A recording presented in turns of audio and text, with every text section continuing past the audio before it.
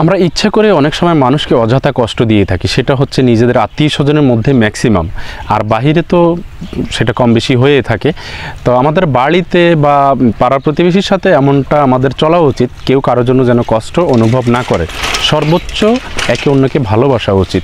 কিন্তু সমাজে দেখা যাচ্ছে যে মানুষ এতটা হিংসুটে হয়ে গেছে যে কথায় কথায় হচ্ছে দেখা যায় রাস্তা বন্ধ করে দিবে, বা তার চলাচলের একটু সমস্যা আছে, বা তার রাস্তা লিগ্যালি মানে তার একদম স্পেশালি তার কিনা সম্পত্তি রাস্তা নেই, তখন তার পাড়ার প্রতিবেশী তার রাস্তা বন্ধ করে রাখে, এরকম অহরহ মানে দেখা যায়। তা আমাদের এই কাজগুলো করা থেকে বিরত থাকা উচিত, কারণ হচ্ছে এই পৃথিবীতে আমরা কেউ স্থায়ী না, একমাত্র আল্লাহ সুবহানাহু ওয়া তাআলা ছাড়া। তাই আমাদের যেহেতু আমরা স্থায়ী না, তাই আমরা সব সময় অন্যের ভালো চেষ্টা করব এবং কামনা করব। আমরা কখনোই মানুষের ক্ষতি কামনা করব না, আমরা মানুষের সবসময় ভালোটাই কামনা করব ইনশাআল্লাহ।